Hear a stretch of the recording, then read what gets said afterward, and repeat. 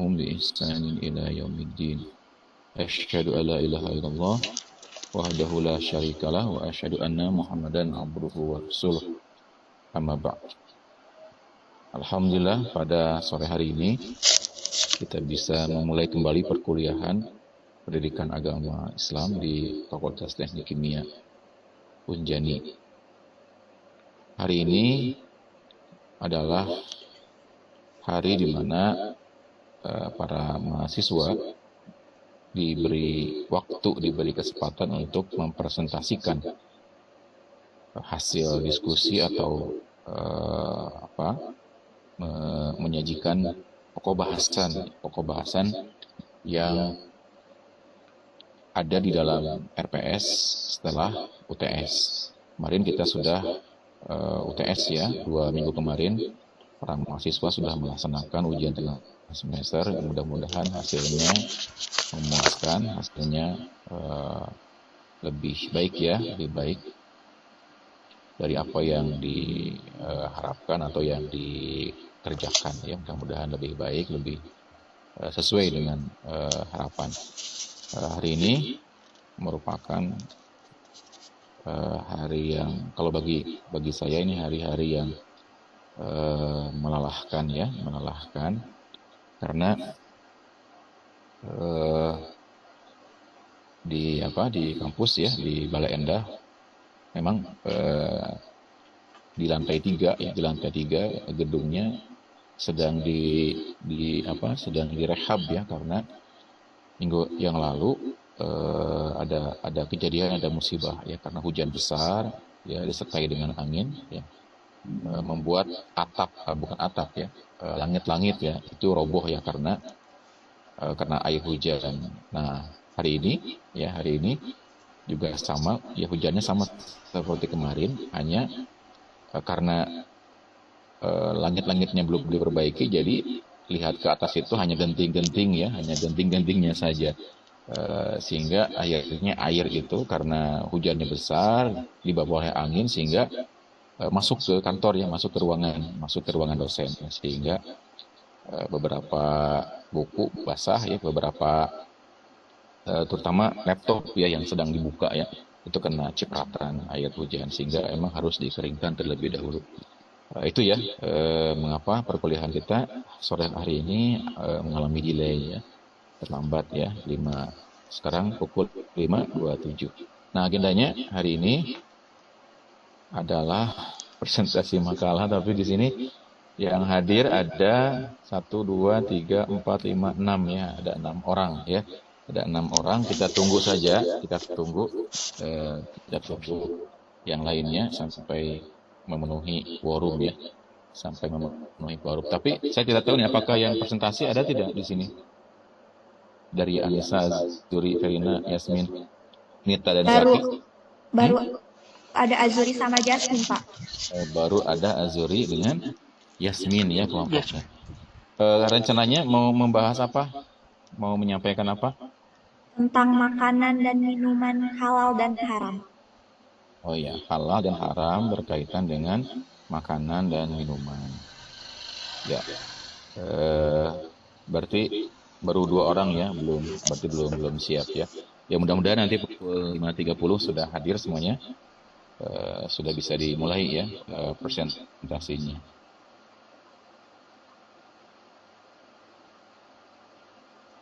Ya, sambil menunggu teman-teman yang lain, saya ingin sedikit mengupas pokok bahasan yang kemarin ya,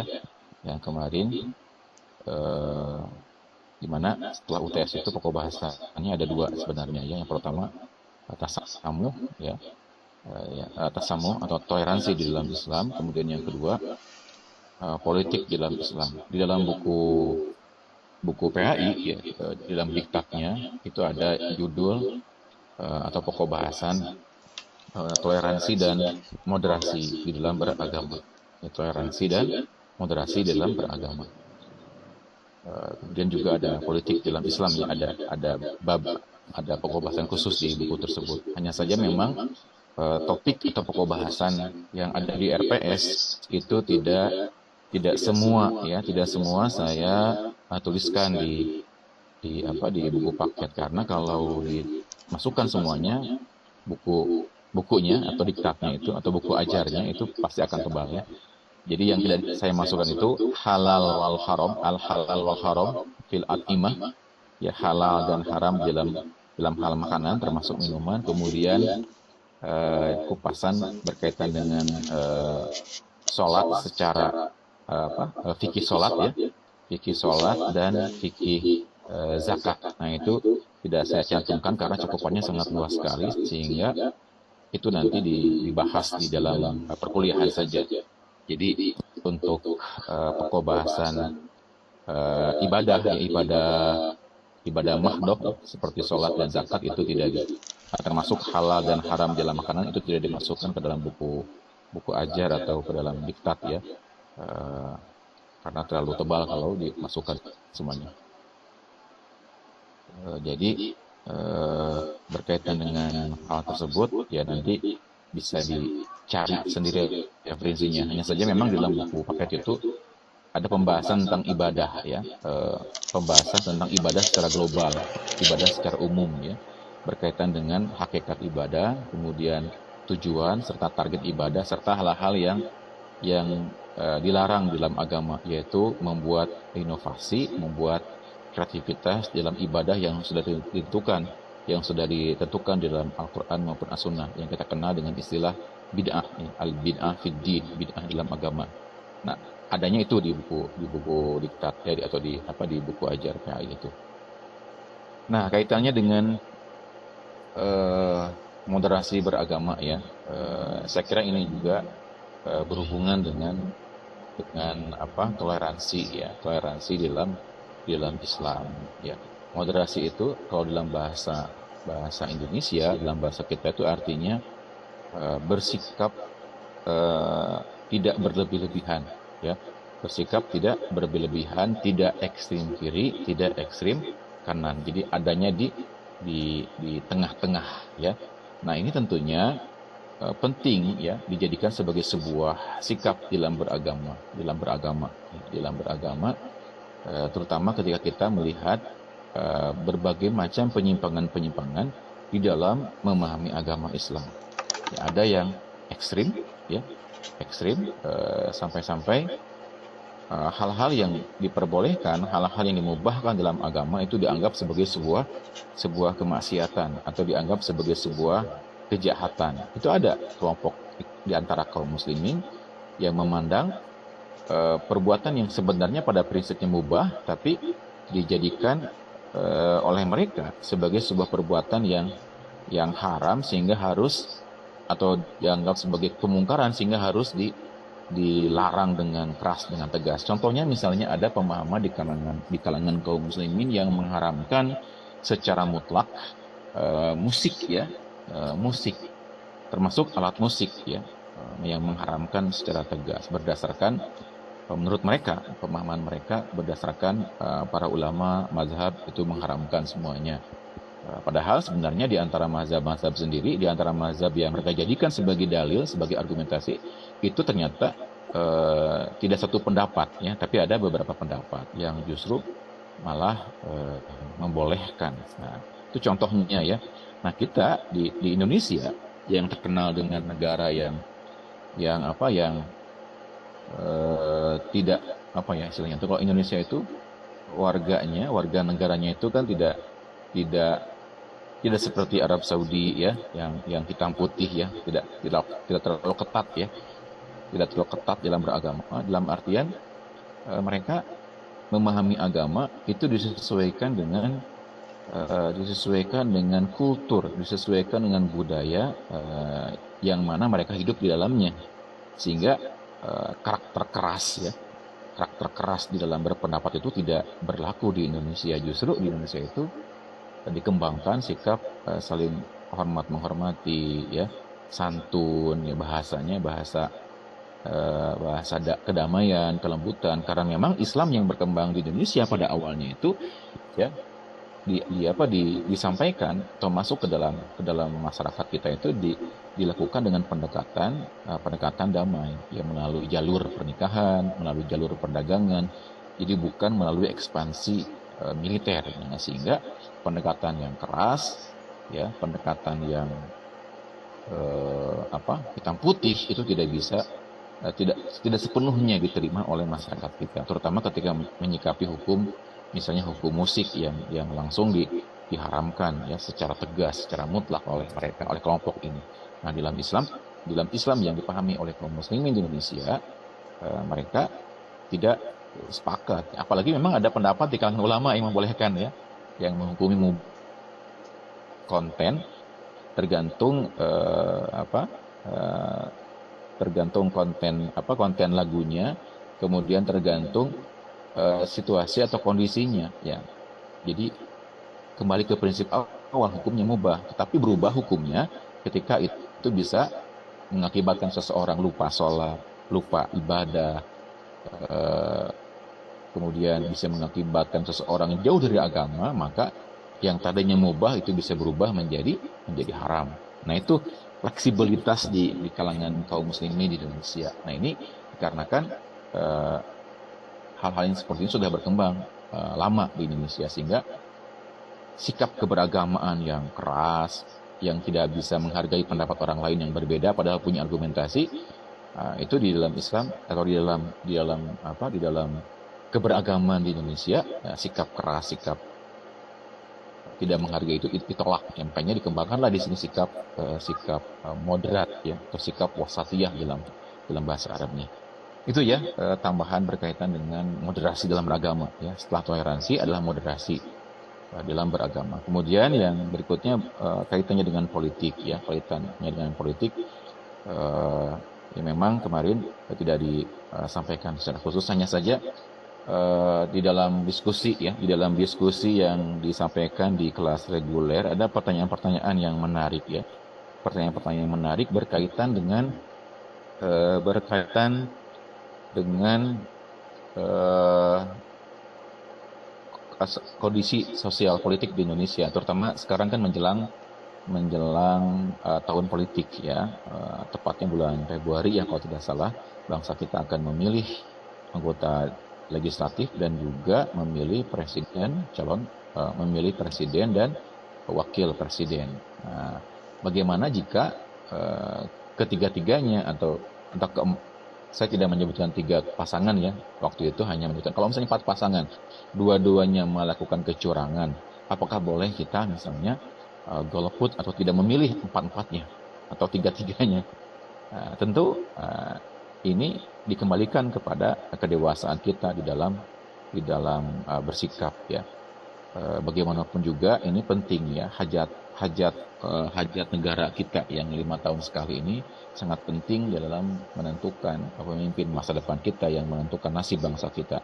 Kalau kita salah memilih maka beresiko. Bagaimana menyikapinya di dalam Islam ketika keempat-empatnya lah itu tidak ideal. Ya, tidak ideal. Misalnya tim sesnya melakukan kecurangan, melakukan tindakan-tindakan seperti money politik ya, atau misalnya melakukan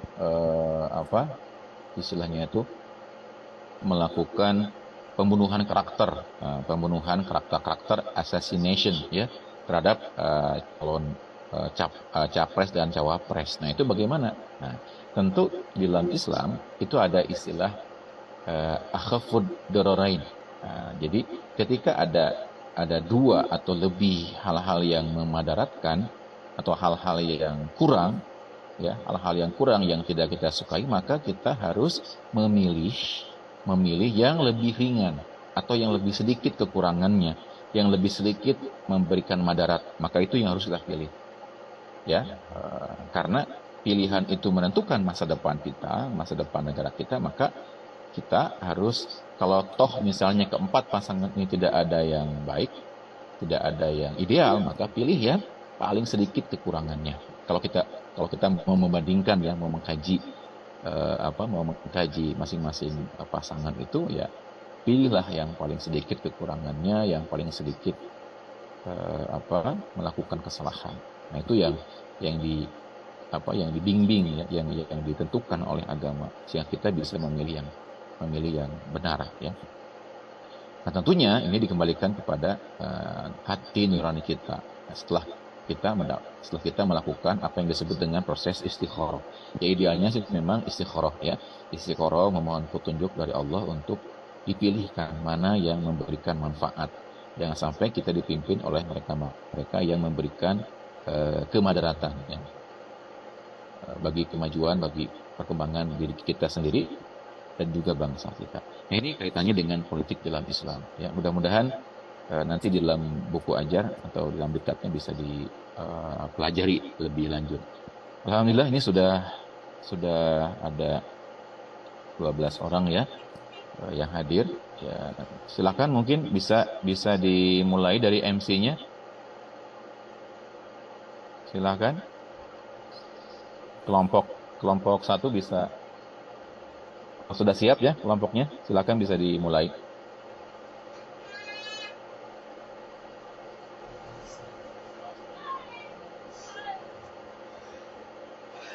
Gimana?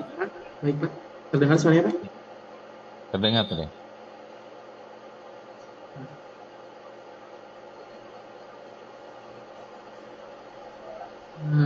Kami dari kelompok satu ingin mempresentasikan hasil kerja kelompok kami tentang makanan dan minuman menurut ajaran Islam. Sebelumnya kita mulai dulu dengan membaca surat pendek dulu dari Ristan.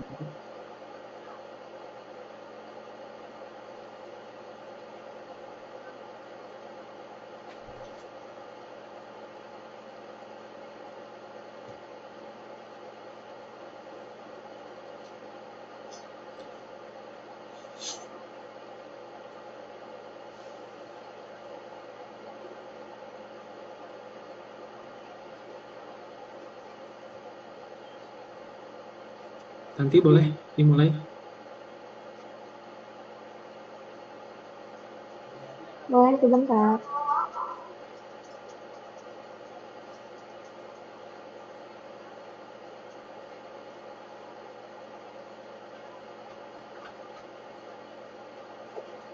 Untuk makalahnya akan saya bagikan di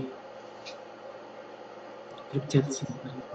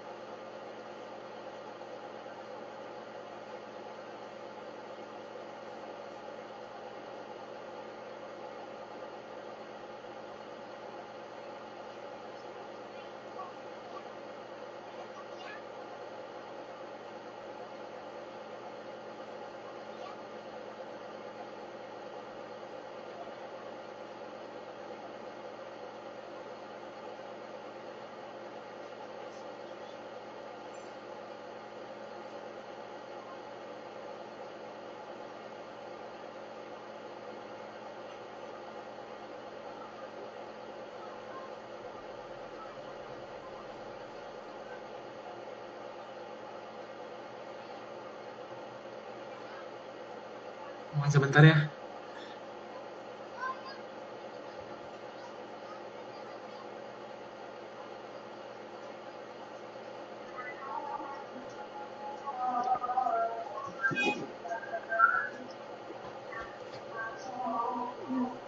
Bapak izin baca surat Al-Qari'ah. Ya, silakan langsung saja. A'udzu billahi minasyaitonir rajim. Bismillahirrahmanirrahim. Al-Qari'ah, mal-Qari'ah, wa ma adraka mal-Qari'ah. Yauma yakunun nasu kal-farashil mabthus wa takunul jibalu kal-ihnil manfush wa amma man thaqulat mawazinuhu فهو في عيشة راضية وأما من خفت موازينه فأمه هاوية وما أدراك ما هي نار حامية صدق الله العظيم.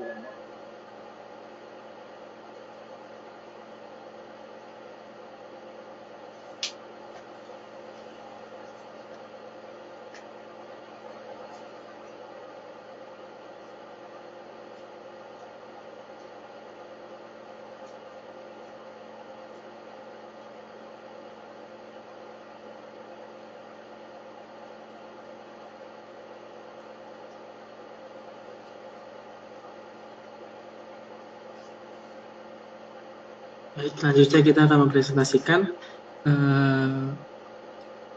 mata kuliah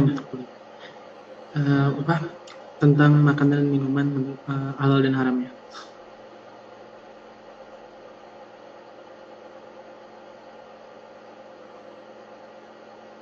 Oke. Di sini ada sebelum masuk ke makanan halal dan haram, di sini kita mau menjelaskan tentang makanan halal dan haram dulu.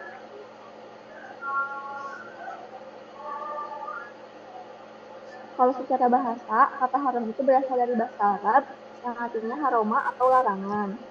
Sehingga haram itu bisa diartikan sebagai sesuatu yang mengandung arti hukuman, dosa, dan celaan. Sementara kalau menurut istilah, haram itu suatu perbuatan terlarang, tercela yang dituntut syar'i untuk ditinggalkan dengan dalil yang tegas dan pasti.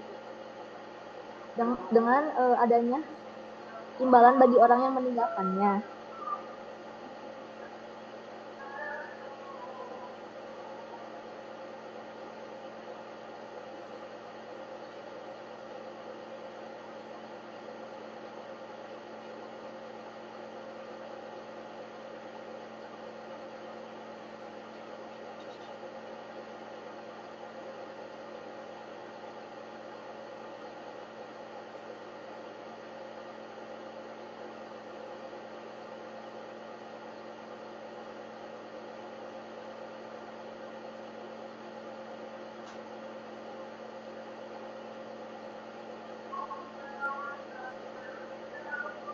Lalu di sini ada hadis riwayat Ibnu Majah dan Tirmidzi yang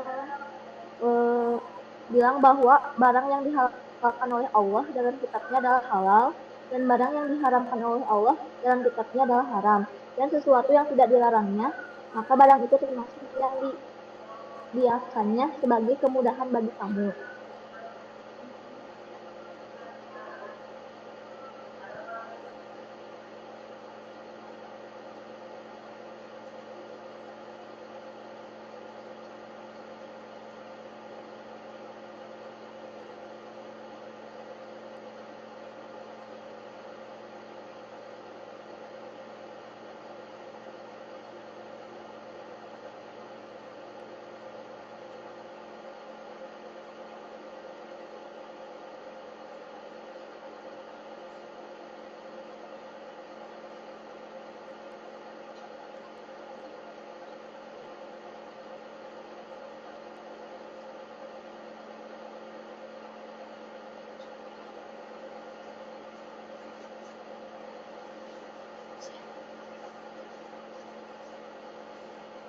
Selanjutnya, ada dasar makanan dan minuman haram. Masih melanjut yang tadi.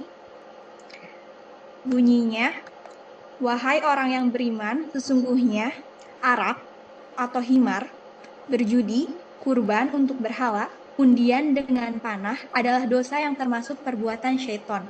Maka, juhilah agar kamu mendapat keberuntungan. Quran Surat Al-Maidah ayat 90. Lalu dasar yang lain ada dari Quran Surat An-Nahl ayat 114 dengan bunyi, maka makanlah rezeki yang halal lagi suci yang telah diberikan Allah pada kamu. Selanjutnya ada jenis-jenis makanan halal yang akan dijelaskan oleh Ristanti. Yang pertama ada berupa hewan yang ada di darat maupun di laut. Misalnya contohnya ikan, ayam, sapi, kambing, dan lain sebagainya. Kedua, ada berupa nabati atau tumbuhan seperti buah-buahan, sayur-sayuran, dan lain sebagainya. Yang ketiga ada berupa hasil bumi yang lain seperti rempah-rempah atau bumbu dapur. Yang keempat ada semua bangkai ikan dan belalang halal untuk dimakan. Dan terakhir itu ada minuman seperti jus, air putih, susu, madu, minyak samin, teh, kopi, dan lain-lain.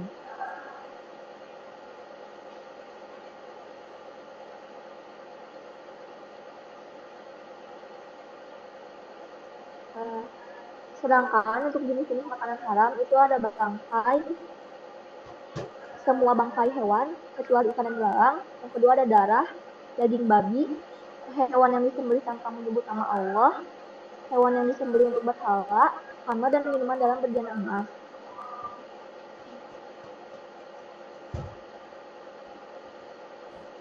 Selanjutnya ada manfaat makanan halal. Nah, makanan halal itu kan makanan yang baik dan boleh dimakan oleh umat Islam. Jadi, mengkonsumsi makanan yang halal itu tuh dianjurkan dalam Islam karena makanan halal mampu mendatangkan banyak kebaikan. Nah, di sini yang pertama ada ketaatan agama.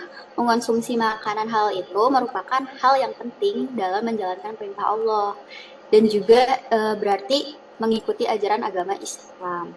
Berarti ini tuh memberikan rasa ketaatan dan kepatuhan kepada ajaran agama kan.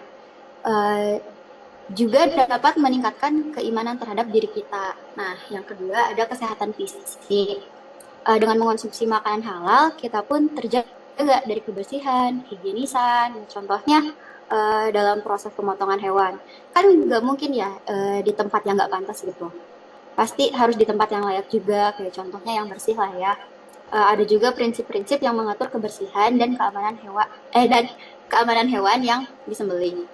Berarti hal ini dapat membantu mencegah penyebaran penyakit dan kontaminasi terhadap makanan. Yang ketiga ada kehalalan dan keharusan.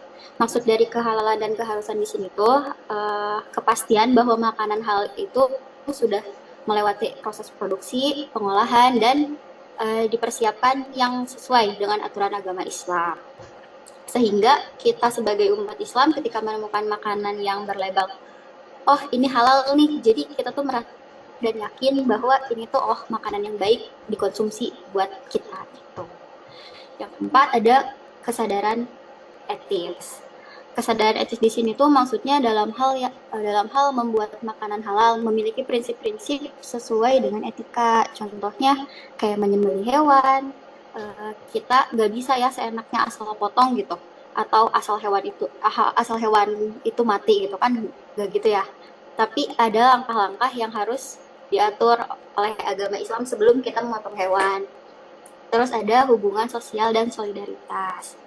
Mengkonsumsi makanan halal juga salah satu cara supaya kita tuh dapat memperpanjang silaturahmi. Contohnya kayak kita makan bareng, kayak botram lah ya di Sundanya. Terus kalau lingkup yang lebih kecil lagi, contohnya kita makan bareng sama keluarga. Dengan hal itu menjalin ikatan yang lebih harmonis. Nah, yang terakhir ada pilihan pangan yang lebih luas. Meskipun ada batasnya terhadap makanan yang dianggap haram, makanan halal pun banyak macam dan variasinya. Dari berbagai negara kan banyak yang mempunyai ciri-ciri khas makanan halalnya tersendiri. Kayak contohnya nasi kebuli itu kan kayak dari Timur Tengah ya. Nah, atau di Indonesia pun banyaklah makanan makanan halal yang khas dari daerahnya masing-masing. Tuh. Selanjutnya akan dijelaskan oleh Azuri. Baik,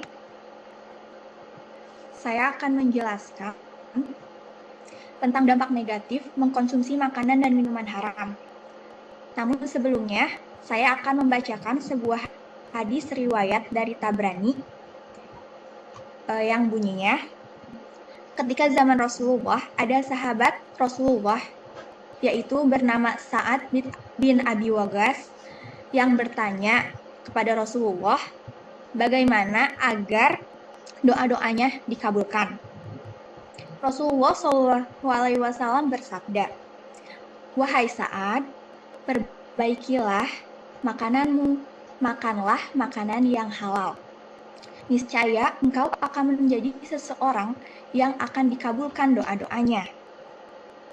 Dan demi jiwaku yang ada di tangannya, jika ada orang yang memasukkan makanan sesuap makanan haram ke dalam perutnya, maka amalnya tidak akan diterima selama 40 hari.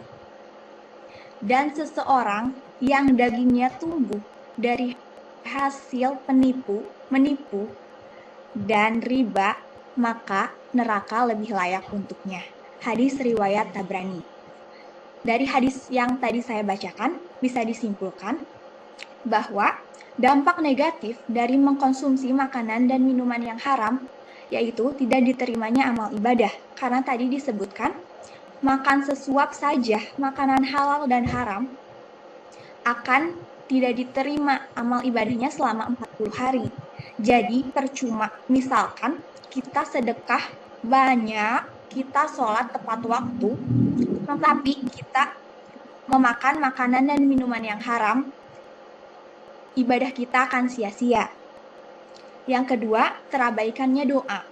Karena tadi disebutkan, jika kita ingin doa-doa kita dikabulkan, kita harus perbaiki dulu dari makanan yang kita konsumsi, yaitu dengan memakan makanan yang halal. Jadi, amal ibadah saja kan tidak diterima selama 40 hari, begitupun dengan doa-doa. Jadi, ada yang menghambat, yaitu bisa dari makanan yang haram. Yang ketiga, terkikisnya iman. Jika kita mengkonsumsi makanan dan minuman yang haram, iman kita akan terkikis. Yang disebut makanan haram, yaitu makanan yang haram ya, sudah jelas seperti kayak babi, minuman keras, ataupun makanan yang harta yang kita beli dari hasil yang batil, seperti riba ataupun menipu. Itu pun termasuk ke dalam makanan yang haram. Jadi semakin banyak makanan yang kita konsumsi, makanan haram, iman kita akan semakin terkikis perlahan-lahan. Yang keempat, dicampakkan ke neraka. Sudah jelas ya, karena makanan yang sifatnya haram berarti jika kita mengkonsumsinya, kita dosa. Dan jika kita menghindarinya, yaitu kita akan mendapatkan pahala. Jadi, sudah disebutkan ya di hadis yang tadi saya bacakan, bahwa makanan haram ini orang-orangnya layak hidup di dalam neraka. Yang kelima, mengeraskan hati. Jika orang mengkonsumsi makanan dan minuman yang haram, hatinya akan keras. Maksudnya keras hati, yaitu jauh dari kebenaran Allah Subhanahu wa Ta'ala. Jadi dia tidak bisa mendengarkan kebenaran apa dari orang lain, jadi hatinya keras. Begitu 5 poin dari dampak negatif mengkonsumsi makanan dan minuman haram. Selanjutnya,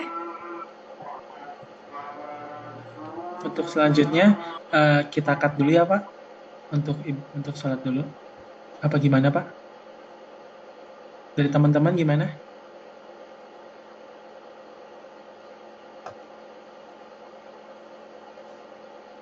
Maaf Ya, Pak, suaranya boleh. belum, masih termute. Oh ya, kalau saya cenderung cut dulu aja untuk sholat maghrib ya. Jadi nanti diteruskan setelah sholat maghrib. Baik Pak, terima kasih ya Pak. Baik, kita sudahi dulu.